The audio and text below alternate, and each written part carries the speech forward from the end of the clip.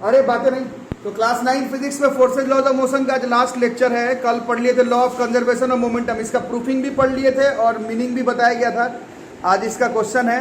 और class 9th में law of conservation of momentum का क्वेश्चन काफी इजी है, बशर्ते आप लोग MA UA MB UB MA B और MB BB खोल लिए तो बस क्वेश्चन काफी सिंपल हो जाएगा। ठीक है, तो निकालो एक एक करके। पहला क्वेश्चन शायद पिस्टल वाला ही है, रिकॉइल वेलोसिटी वाला होगा। निकालो एग्जांपल 9.6, पेज नंबर कौन सा है? 124 पेज नंबर 124, एग्जांपल 9.6 NCERT। और ऐसे क्वेश्चन में तो बीच बात में से डेटा बता के कुछ होगा भी नहीं। क्वेश्चन को पढ़ो, क्या कह रहा है नहीं कह रहा है, फिर समझ में आएगा क्वेश्चन में क्या कह रहा है। ये कुछ बताओ, फिर मैं भी कुछ बताऊं। मास वैसे नहीं, ये वैसा क्वेश्चन नहीं है, पूरा सोच के बताओ। एक बुलेट है, बुलेट है ना, बुलेट में मास कितना दिया हुआ है? 20 ग्राम। ये मास बुलेट का है, नहीं हाँ बुलेट का है। उसको फायर किए horizontally with a velocity of कितना? 150 मीटर पर second from a pistol of mass 2 kg। What is the recoil velocity of the pistol? ठीक है, क्वेश्चन समझ में आया नहीं आया? इंग्लिश मीडियम के हो, क्या कह रहा है? एक पिस्टल है, उसमें एक बुलेट है, गोली मारे हॉरिजॉन्टली, बुलेट आगे निकला है, कितने की स्पीड से? देखो लिखा हुआ है शायद 150 मीटर पर सेकंड। और कल हम लोग पढ़े थे गोली आगे की तरफ लगेगा तो रिकॉइल वेलोसिटी किस तरफ लगेगा? झटका कहां पर लगेगा? पीछे की तरफ। वो कितना होगा वही पूछ रहा है आपसे। ठीक है, क्वेश्चन समझ में आ गई। और ये क्वेश्चन है law of conservation of momentum का। कल आपको सिखाएगा था law of conservation of momentum के लिए 2 मास इन्वॉल्व होता है। इस क्वेश्चन में वो दोनों मास कौन कौन सा है पहले बताओ। कौन सा 2 चीज लग रहा है जिसका मास इन्वॉल्व है क्वेश्चन में? एक बुलेट का और एक पिस्टल का। तो वही सब लिखना है क्वेश्चन में, आराम से लिखते रहो साथ साथ। या एक मेरा देख लो, MA है मास ऑफ, जिसको मानना चाहता हूं, किसको माने? पिस्टल को। और MB है मास ऑफ बुलेट। बोलो कोई दिक्कत इसमें? अब law of conservation of momentum का क्वेश्चन बनाने के लिए ये पहचानना पड़ता है। ठीक है, तो UA का मतलब क्या होगा? इनिशियल वेलोसिटी ऑफ ए, किसको माने हो तुम? पिस्टल को। अरे मेरा देखो, अपना बनाना बंद करो। तो U पैर मत मिलाओ। U का मतलब इनिशियल वेलोसिटी होता है। पिस्टल का शुरुआत का वेलोसिटी कितना हो? 0। पिस्टल को फेंके थे क्या ऐसे नचा के? पिस्टल तो रेस्ट ही में ना था। बात समझ आ रहा है? पिस्टल तो रेस्ट में था। इनिशियल वेलोसिटी पिस्टल का ये हो गया 0। बुलेट का इनिशियल वेलोसिटी देख के मत बताओ, क्वेश्चन को समझ करके बताओ। 0 ही ना होगा, पिस्टल में बुलेट है तो वो तो रेस्ट में ही है। ये 0 हो गया। ठीक है, ये VA का मतलब क्या होगा? इसका पिस्टल, इसी को क्या कहते हैं? इसी को कहते हैं रिकॉइल वेलोसिटी। इस क्वेश्चन में पिस्टल पर फाइनल वेलोसिटी कौन सा लगेगा? जो उस पर वापस के झटका लगा। अरे समझ में सबको? अरे हाँ ना बोलो। तो VA है final velocity of pistol. Pistol पे वेलोसिटी कहां से आएगा? पिस्टल पर वही वेलोसिटी है जो उस पर वापस रिकॉइल, गोली आगे की तरफ, पिस्टल पे जो रिकॉइल है वही फाइनल वेलोसिटी है। Of final velocity of pistol, यही निकालना है इस क्वेश्चन में। This is recoil velocity. और VB क्या हो जाएगा? पूरा बोलो। This is final velocity of bullet. इसमें जो डेटा दिया था पहले उसको हम लोग मेंशन कर लें। ये दिया हुआ था मास ऑफ पिस्टल कितना? 2 kg। ठीक है, मास ऑफ बुलेट तो ग्राम में क्वेश्चन गड़बड़ा जाएगा। इस ग्राम को किलोग्राम में कन्वर्ट करेंगे तो 20/1000 kg। ग्राम को किलोग्राम में कन्वर्ट कर लिए। ठीक है, ये सब ठीक है। फाइनल वेलोसिटी ऑफ पिस्टल ये तो निकालना है हमें, क्वेश्चन मार्क। और फाइनल वेलोसिटी ऑफ बुलेट दिया हुआ था 150 था ना, मीटर पर सेकंड। और यहाँ पर हर क्वेश्चन में आज यही लिखना है, bye law of conservation of momentum. आज के सारे न्यूमेरिकल में ये बात लिखते रहना है। बहुत सारा क्वेश्चन है किताब में, bye law of conservation of momentum. चलो बैठा दो इसमें MA के जगह पर, UA के जगह पर, MB के जगह पर 20/1000, UB के जगह पर। अरे यहाँ लिखा हुआ है। फिर MA के जगह पर 2, VA निकालना है। फिर MB के जगह पर 20/1000। और ये VB दिया हुआ है, अभी आप लोग लिखे 150। अरे समझ, ये 1 2 1 2 ये हो गया। ये 5 बार में कटा और ये 3 बार में कट गया। यहाँ सब 0 आ रहा है, फाइनल कैलकुलेशन ये 0 0, तो ये हो गया 0, 2 इंटू बी ए, और ये 3 बचा, 3 उधर जाकर के माइनस में हो जाएगा, इससे बी ए बराबर कितना हो जाएगा, इससे -3/2 -1.5 मीटर पर सेकेंड। और स्पीड का वेलोसिटी का लोग माइनस माने का क्या मतलब हुआ, जो लोग रेगुलर क्लास कर रहे हैं उन लोग तो समझ। देखो अब यहाँ पर ये जो बुलेट का वेलोसिटी है तुमने किस में लिया था, प्लस में लिया था, कुछ नहीं लिखा मतलब प्लस में, इसका मतलब बुलेट किस तरफ जा रहा था, बुलेट आगे की तरफ जा रहा था, ये तुमने प्लस लिया था। और आंसर देखो ऑटोमेटिकली कितना आ गया, मैं नहीं किया हूं, ये तो कैलकुलेशन के आंसर माइनस में आ गया। इसका मतलब जो पिस्टल पर, जो पिस्टल कैसे बनेगा पता नहीं, तो ये जो पिस्टल है इस पर स्पीड किस तरफ आएगा, इस पर स्पीड माइनस, मैं नहीं किया, कैलकुलेशन से आया। इसका मतलब है इस पर जो रिकॉइल वेलोसिटी लगेगा पिस्टल पर वो पीछे की तरफ लगेगा, और बुलेट जो है वो आगे की तरफ जा रहा है। ये law of conservation of momentum है, ये न्यूटन का थर्ड लॉ ऑफ मोशन कहता है कि बुलेट अगर आगे की तरफ लगेगा तो law of conservation of momentum से बुलेट पर जो रिकॉइल वेलोसिटी लगेगा वो पीछे की तरफ लगेगा। ये सेकंड लॉ इन्वॉल्व है, थर्ड लॉ इन्वॉल्व है। Law of conservation of momentum का न्यूमेरिकल ऐसे ही बनाया जाता है, ठीक है। देखो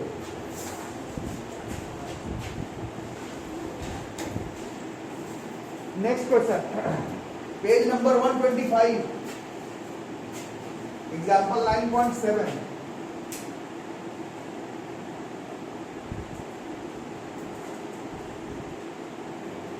बायो का क्लास करना बहुत जरूरी होगा, क्योंकि मेरा पेपर तो मान लो छूट भी गया तो रिवीजन में मेरे से पूछ लोगे। बायो जो पढ़ाते हैं वो ऑल टाइम उपलब्ध नहीं रहेंगे, तो छूटा तो फिर छूट ही जाएगा वाला, फिर मेरा जिम्मेदारी नहीं है, फिर है ना। 9.7 है ना।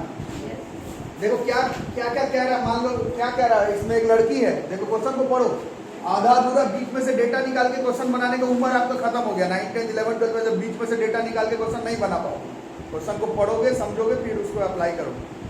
तो एक लड़की है और उसका कुछ स्पीड दिया हुआ है, मास दिया हुआ, ठीक है, लड़की है, उसका मास दिया हुआ है और वो दौड़ रही है, मतलब उसका इनिशियल वेलोसिटी दिया हुआ है ना, और वो जा करके किस पर कूद गई, एक स्केट बोर्ड के ऊपर। देखो डायग्राम भी बनाया हुआ, बहुत बढ़िया क्वेश्चन है ये। अभी मैं ऑफलाइन में भी बता रहा था, ये क्वेश्चन 11th के एनसीईआरटी बुक में भी है, सेम टू सेम, बिना डेटा चेंज किया हुआ। तो बढ़िया क्वेश्चन है, law of conservation of momentum का, है ना।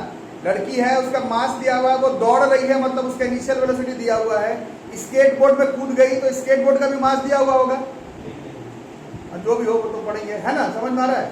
अच्छा, स्केट बोर्ड पहले कैसा था, रेस्ट में था। अब जैसे ही लड़की उस स्केट बोर्ड में कूदी, डायग्राम में भी है, क्वेश्चन भी पढ़ो, तो फिर लड़की का और स्केट बोर्ड का दोनों का फाइनल वेलोसिटी सेम हो जाएगा। ये स्टेटमेंट करेक्ट है या फिर इनकरेक्ट, सोच करके बताओ। एक स्केट बोर्ड है, उस पर एक लड़की आके कूद गई, फिर स्केट बोर्ड और लड़की दोनों साथ में चलने लगा, तो मानते हो ना, स्केट बोर्ड और लड़की का क्या सेम हो जाएगा, फाइनल वेलोसिटी सेम हो जाएगा इस क्वेश्चन में। मानते हो इस बात को, बाकी अब ये क्वेश्चन बन जाएगा। दो चीज इन्वॉल्व था, कौन कौन था इन्वॉल्व इसमें, ma हो जाएगा मास ऑफ गर्ल, सब लोग बोलो तो बन जाएगा खुद ब खुद, कितना था मास ऑफ गर्ल, 40 kg। और दूसरा चीज कौन था, स्केट बोर्ड, बोर्ड लिखा हुआ है कि स्केट बोर्ड, काट, ठीक है, जो लिखा होगा वही लिखेंगे। कितना था ये, 3 kg। यूए क्या हो जाएगा, इनिशियल वेलोसिटी ऑफ गर्ल, लड़की का इनिशियल वेलोसिटी कितना था, दिया हुआ था 5 मीटर पर सेकेंड। और यू भी हो जाएगा काट के इनिशियल वेलोसिटी कितना होगा, 0, क्योंकि काट इनिशियली रेस्ट में रखा हुआ था। ये सबको आ रहा है, सबको। और वी ए क्या है, ये फाइनल वेलोसिटी ऑफ गर्ल, और वी बी ये क्या है, फाइनल वेलोसिटी ऑफ कार। ये अभी आप लोग खुद बोलेंगे कि सेम होगा, क्योंकि कार्डबोर्ड के ऊपर लड़की कूदी और बाद में लड़की और कार्डबोर्ड दोनों का स्पीड सेम हो गया, तो ये वी और वी भी सेम होगा, ऐसे आप कह रहे हैं, और होगा भी, तो ये दोनों बराबर है तो इसको कुछ मान लेते हैं, v मान लेते हैं, बराबर है वी ए बराबर वी बी बराबर वी एक्स। एल्जेब्रा में, मैथ्स में मानते हैं, फिजिक्स में कुछ नहीं मानते। ये समझ में आ गया सबको।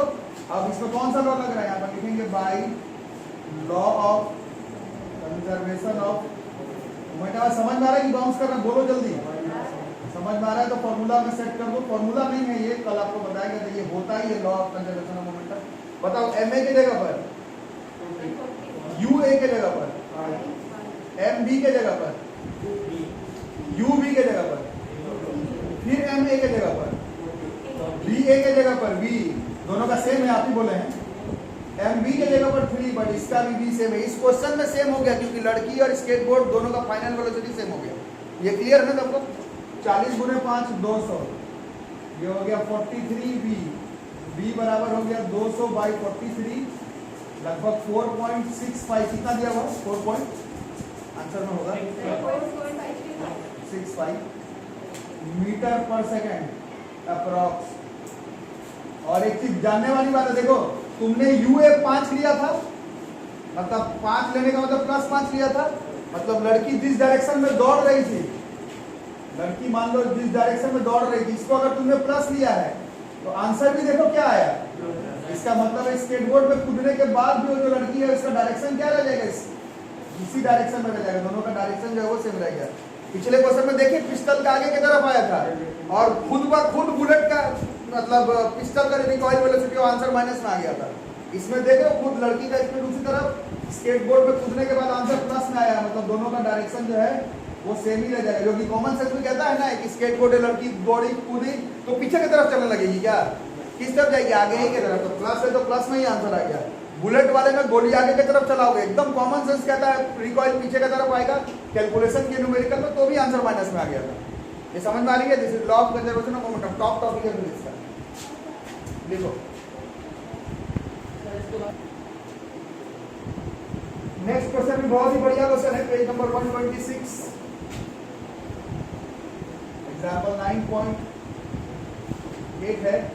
और बीच में से डेटा निकाल के पढ़ना बंद करो। देखो क्वेश्चन में क्या कहता है, हॉकी मैच का क्वेश्चन ऐसा है ना। तो इसमें तो साफ साफ दिख रहा है दो आदमी कौन कौन है जिसमें कोलिजन होगा, दोनों प्लेयर्स है। पहले केस में दो कौन कौन था, बुलेट और पिस्टल। दूसरे में कौन था, लड़की स्केटबोर्ड। इसमें कौन है क्वेश्चन में? देखो इसमें तो दिख रहा है, कोलिजन नजर आ रहा है। इसमें दो प्लेयर है, टकरा गए, तो साफ पता चल रहा है कोलिजन का क्वेश्चन है, law of conservation of momentum का क्वेश्चन है, थर्ड लॉ ऑफ मोशन का क्वेश्चन है, तो क्लियर कट मेंशन है ना। तो दो लड़का जो दौड़ रहा है इस तरह से, तो एम ए है मास ऑफ, नाम कुछ दिया हुआ इंडिया पाकिस्तान ऐसा कुछ, क्या लिखा हुआ है? Mass of hockey player A B, क्या लिखा है? बस ऐसे लिखा हुआ, ठीक है। तो मास ऑफ, कलर है ना किताब में, ग्रीन कलर और ब्लू कलर है ना, ग्रीन वाला लिख लेते हैं, mass of green hockey player, green colour, green वाला हॉकी प्लेयर। कितना दिया हुआ है? डायग्राम ही में दिया हुआ है, 60 kg। और एम बी है मास ऑफ ब्लू, ये इंडिया का है, ग्रीन पाकिस्तान का है। हॉकी टीम में यही कलर है, ग्रीन पाकिस्तान का, ब्लू। खैर इससे मतलब नहीं, हमें ये दिया हुआ था मास ब्लू वाला 55। अच्छा, अब दोनों आ रहा है तो दोनों का स्पीड दिया हुआ है, यू ए है कितना, ग्रीन वाले हॉकी प्लेयर का इनिशियल वेलोसिटी डायग्राम में भी दिया हुआ क्वेश्चन में कितना, 5 मीटर पर सेकंड। सबको आ रहा है ना बच्चों? और यू भी है इनिशियल वेलोसिटी ब्लू वाले हॉकी प्लेयर का कितना, इतना जल्दी बोलो, 6। जैसे ही लिखोगे गलत हो जाएगा। अब देखो क्वेश्चन में, देखो दोनों का डायरेक्शन ऑपोजिट दिख रहा है, यही तो सीखना था, चैप्टर खत्म।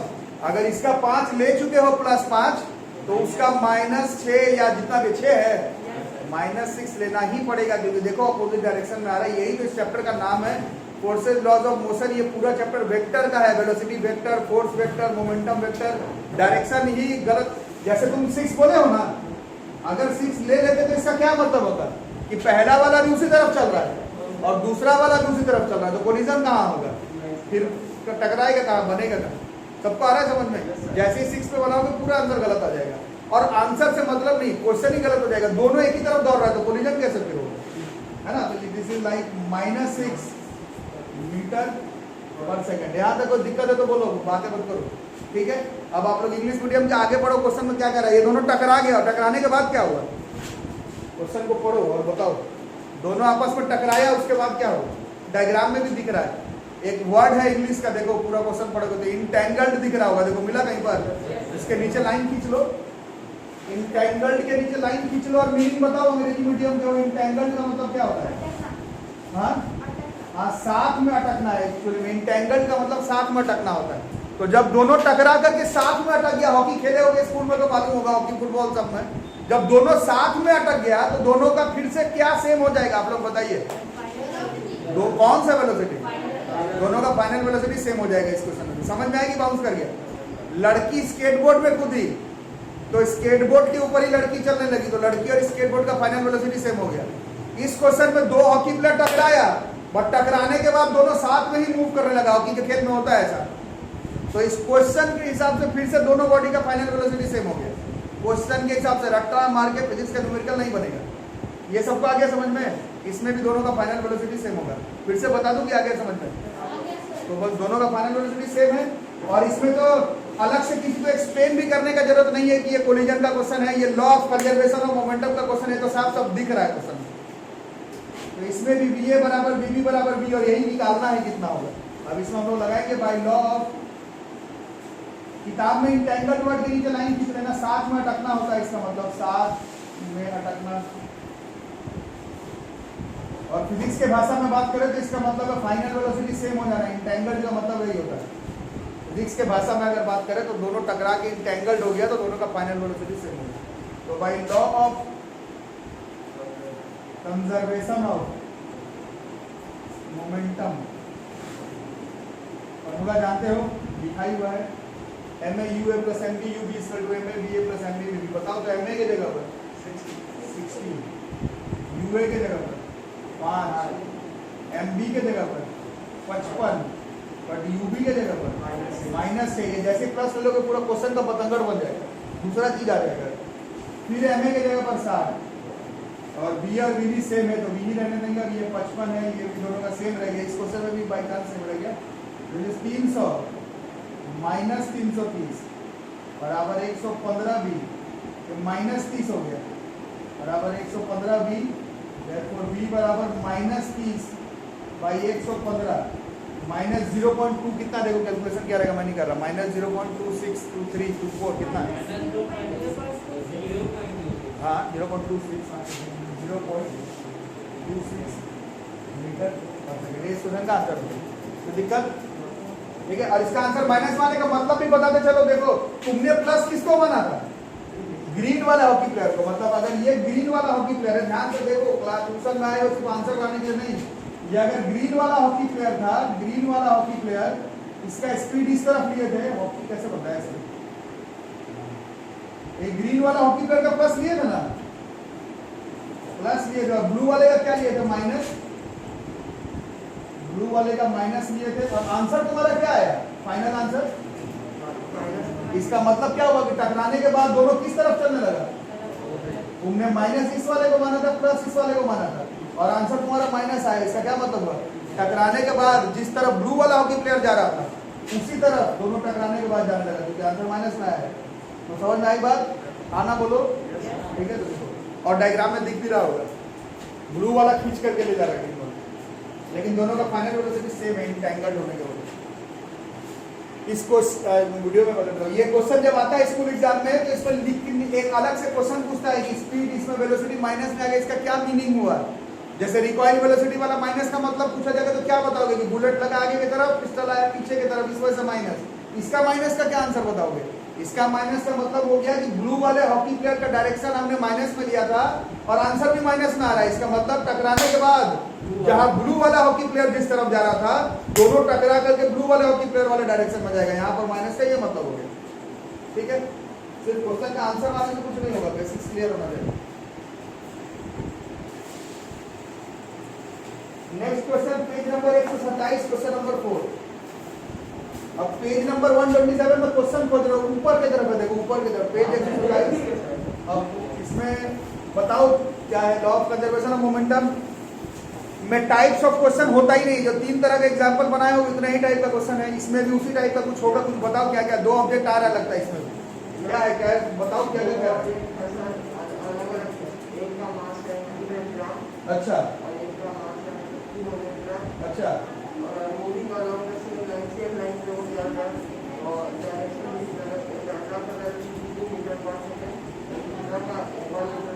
दोनों सेमी डायरेक्शन में है।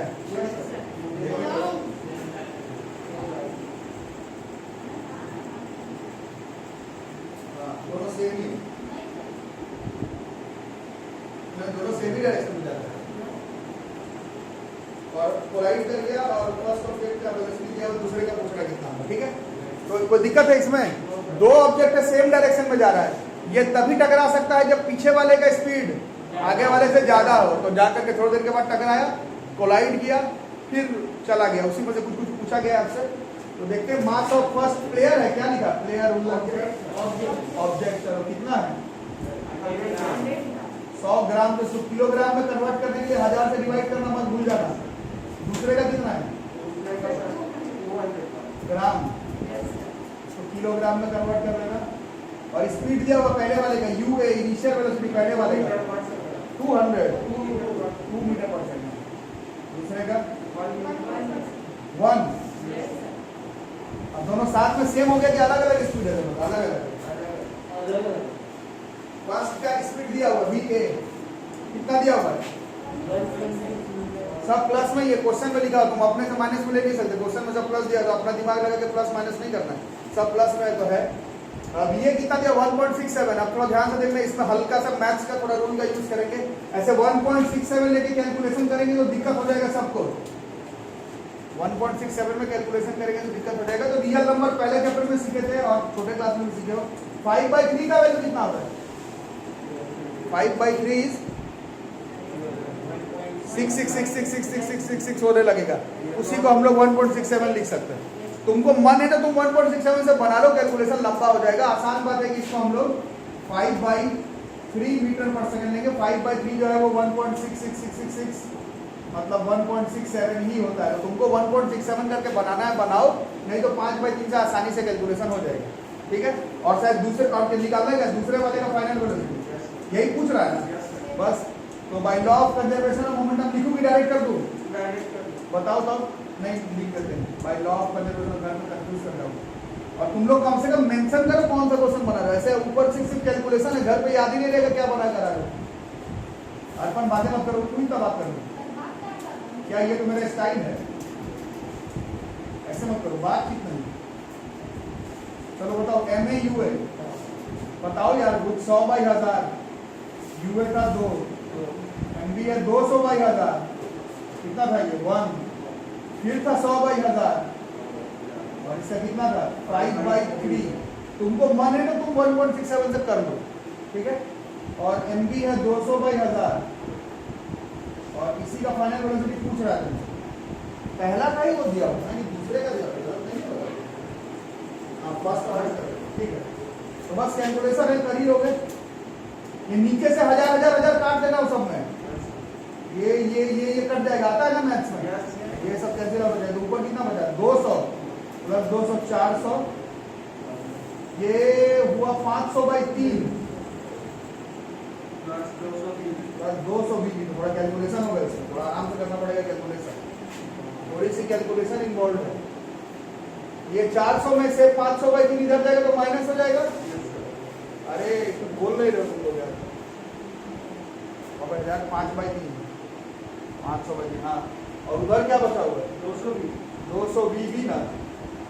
एलसीएम लो, चलो बताओ कितना हुआ? 1 3 1200 माइनस 500 700/3। एलसीएम खुद से ले लोगे ना? 200 बीबी है, ऐसे कट गया। इससे बीबी बराबर कितना हो गया?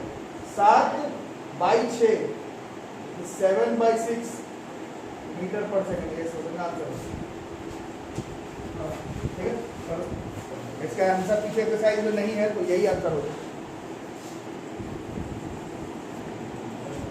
देखो law of conservation of momentum हो गया बच्चों पूरा। इसका प्रूफिंग पढ़ लेना, एग्जाम में आएगा। न्यूमेरिकल बता दिया, एग्जाम में आएगा। बाकी एक ये क्वेश्चन जो अभी बता रहा हूँ वो law of conservation of momentum का नहीं, वो मोमेंटम का है। Page number 129, question number 18 NCERT का। बढ़िया सवाल है, इसको कर लो। फिर ये चैप्टर अभी फिलहाल मेरे तरफ से क्लोज हो जाएगा। फिर हम लोग कुछ दिन के बाद चैप्टर 1 और चैप्टर 2 फिजिक्स का दोबारा से मैं पढ़ा दूंगा, उसमें फिर से सारा क्वेश्चन करवा दूंगा। तब तक अपना नोट्स रेडी कर लो चैप्टर 1 और चैप्टर 2 का। क्या कह रहा है इसमें? इस क्वेश्चन में एक डंबल है, डंबल समझते हो जिसे एक्सरसाइज करते हैं। फिजिक्स में इससे कोई मतलब नहीं है, उससे एक्सरसाइज करता नहीं करता, वो एक ऑब्जेक्ट है बस, ठीक है। उस ऑब्जेक्ट का कुछ दिया हुआ मास वगैरह 100 क्या 10 kg। इस ऑब्जेक्ट का मास दिया हुआ है 10 kg का। वो क्या हुआ? वो डंबल नीचे फ्लोर है, इस फ्लोर पर आकर के गिर गया, वर्टिकली बताया ऐसा बिल्कुल ऐसे नीचे की तरफ गिरा। और क्या क्या दिया हुआ है? Height 80 centimetre. अच्छा 80 ना, 80 सेंटीमीटर का हाइट से गिरा है। और एक्सेलरेशन, और इसमें हम लोग जो लोग मेरे पास पढ़े थे, मैं बताया था कि एक बार और बता देता हूँ। एक्सेलरेशन 10 दिया हुआ है ना, और यही एक्सेलरेशन कौन सा एक्सेलरेशन है? क्यों गिर रहा है? ये ग्रेविटी के वजह से गिर रहा है। पहला दोनों चैप्टर में तो लिख के दे रहा है एक्सेलरेशन का ये वैल्यू है, ये वैल्यू है, बट आप धीरे धीरे साइंस आप आगे पढ़ रहे हैं। ऐसे नीचे गिरने वाले क्वेश्चन में, ऐसे नीचे गिरने वाले क्वेश्चन में एक्सेलरेशन हमेशा ग्रेविटी के वजह से होता है, उसका वैल्यू 10 मीटर पर सेकंड स्क्वायर ही आएगा हमेशा। इसमें तो मेंशन किया हुआ है, बट आगे आप जान के चलो कि ऐसे नीचे गिरने वाले फ्री फॉल में वो एक्सेलरेशन का वैल्यू आपसे याद ही रखना, आपके केस में वो 10 मीटर पर सेकंड स्क्वायर ही होता है। ठीक है, वैसे टू बी प्रिसाइज 9.8 होता है, वो ग्रेविटेशन चैप्टर में पढ़ेंगे दोबारा से। सबको समझ में आया कि बाउंस कर गया अभी जो चीज बोला? ये तो लिख करके दे रहा, नहीं बोलता तो भी 10 ले लेते है ना। वैसे तो दिया ही हुआ था, एक्सेलरेशन दिया हुआ था, नीचे गिरने का एक्सेलरेशन 10 मीटर पर सेकंड स्क्वायर। क्या निकालना क्या है? कब? जब जमीन पर बॉल गिरा उसका मोमेंटम, जब बॉल जमीन पर गिरा तो उसका मोमेंटम पूछा गया कितना होगा। मोमेंटम का फॉर्मूला हम लोग पढ़े हैं, मास इनटू वेलोसिटी, इसी फॉर्मूला से हमें मोमेंटम निकालना है। ये कर लेंगे। ये बॉल जब गिर रहा है तो इसका शुरुआत का वेलोसिटी कितना रहा होगा? 0। यू हो गया 0, डिस्टेंस s ये हो गया 80 सेंटीमीटर है, तो 80/100 मीटर। एक्सेलरेशन दिया हुआ है +10 मीटर पर सेकंड स्क्वायर। जो लोग पहला चैप्टर पढ़े, तीसरा इक्वेशन कहता है v square equal to u square plus 2as। This is third equation of uniformly accelerated motion. जब तक बायो चले, फिजिक्स का पहला चैप्टर एक बार दोस्त के कॉपी से, मेरे नोट से एक बार बना लो, मैं फिर से चैप्टर 1 पढ़ा दूंगा, बट सबका रेडी होना चाहिए, क्योंकि ये दोनों चैप्टर बिना सीखे वो कहाँ जाओगे साइंस में। फिजिक्स का चैप्टर 1, चैप्टर 2 मैथ्स का रियल नंबर पॉलिनोमियल, केमिस्ट्री का चैप्टर 3 और चैप्टर 4, और बायोलॉजी का सेल और टिश्यू। ये सब बेसिक है, मतलब ये नहीं जानोगे तो तुम यूनिट टेस्ट और अपेंडिक्स में क्या नंबर ला रहे हो इससे कोई फर्क नहीं पड़ता। तुमको मोशन ही नहीं पता है क्या होता है, तो क्या करोगे एनसीईआरटी का 4 क्वेश्चन बना के, है ना। बाकी v square equal to u0 है, 2 है, एक्सेलरेशन 10 है, और ये है 80/100। ये इससे कट जाता है, ये इससे कट जाता है, तो v स्क्वायर बराबर हो जाता है 2/16। और मैथ को हम लोग पढ़ते हैं 16 का रूट प्लस माइनस 4, 16 का रूट 4 होता है, 4 मीटर पर सेकंड। अभी माइनस लेके कोई फायदा नहीं है, v का वैल्यू 4, और मोमेंटम का फॉर्मूला होता है मास इनटू वेलोसिटी। मास दिया हुआ था 10, और v अभी 4 ले लेते हैं, दिस इज +40। और इसी चैप्टर में पढ़े मोमेंटम का यूनिट होता है केजी मीटर पर सेकंड। ये इस क्वेश्चन का आंसर है। और इस चैप्टर में एक बार और बता देता हूँ, इनर्शिया फिर फर्स्ट लॉ, मोमेंटम फिर second law of conservation of momentum and third law साथ में कनेक्टेड है। और बीच में मोमेंटम के बारे में देखे, वेक्टर क्वांटिटी है, फोर्स वेक्टर है, वेलोसिटी वेक्टर है, एक्सेलरेशन वेक्टर है, और न्यूमेरिकल्स आप लोग देखे हैं। चलता हुआ बॉडी रेस्ट में ही रहे, मतलब रेस्ट में जो बॉडी है वो रेस्ट में ही रहेगा, जो बॉडी मोशन में है वो मोशन में ही रहेगा, जो बॉडी स्ट्रेट लाइन में कांस्टेंट स्पीड से चल रहा है वो स्ट्रेट लाइन में कांस्टेंट स्पीड से ही चलेगा ड्यू टू इनर्शिया। अगर आप चेंज करना चाहते हैं तो उसमें फोर्स लगाना पड़ेगा, एक्सटर्नल अनबैलेंस फोर्स, ये न्यूटन का पहला लॉ ऑफ मोशन कहता है। दूसरा लॉ ऑफ मोशन सीधा फोर्स बराबर मास इनटू एक्सेलरेशन कहता है। पहले में पता चलता है फोर्स लगाओ, दूसरे में पता चलता है फोर्स कितना लगाओ, तो m इंटू ए से पता चलता है। बाकी स्टेटमेंट ये नहीं है, स्टेटमेंट कहता है law of rate of change of momentum is directly proportional to the force applied on it. आपको सिखाया जाता है, सेम हाइट से कंक्रीट पर गिरोगे, सेम हाइट पर दलदल पे गिरोगे तो कंक्रीट पर चोट ज्यादा लगेगा। ये न्यूटन का सेकंड लॉ ऑफ मोशन कहता है। तीसरा लॉ ऑफ मोशन कहता है every action has an equal and opposite reaction, but action and reaction acts on different body, और उसका डायरेक्ट एप्लीकेशन है law of conservation of momentum. बीच में हम लोग मोमेंटम के बारे में देखे कि क्रिकेट बॉल और रबर बॉल दोनों सेम स्पीड से चल रहा है, तो मोमेंटम क्रिकेट बॉल का ज्यादा होगा, इसीलिए नहीं क्योंकि उसका मास ज्यादा है, इसीलिए क्योंकि उसका मोमेंटम ज्यादा है। जिस बॉडी का मास ज्यादा उसका इनर्शिया उतना ज्यादा होगा। ये सब इस पूरे चैप्टर का समरी है, और 1 नंबर चैप्टर है, इसका नोट्स बनाओ। 8 से 10 दिन टाइम लो, जब तक बायोलॉजी का सेक्शन चले तब तक आप लोग अपना फिजिक्स का पहला, दूसरा और केमिस्ट्री का पहला चैप्टर कवर कर लेंगे, ठीक है। तो कल से बायोलॉजी का क्लास चलेगा, जो लोग ऑनलाइन देख रहे हैं क्लास जिनको करना है, कल से फिर मॉर्निंग में 6:30 AM हो गया, मॉर्निंग में 6:30 बजे से कल से बायोलॉजी का क्लास चलेगा। और ऐसा भी हो सकता है कि उसका वीडियो भी ना आए, इसीलिए आप लोग ट्राई करेंगे कि क्लास कर लेने का, ठीक है। बाकी हम लोग कल देखते हैं क्या क्या होगा, क्या तब तक अपना नोट्स कॉपी रेडी कर लो।